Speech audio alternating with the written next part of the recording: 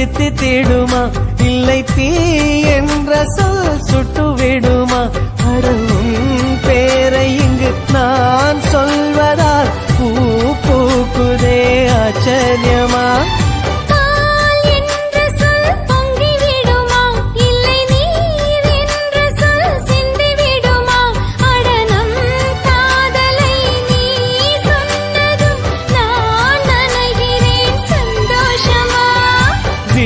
கடிதம் போடும்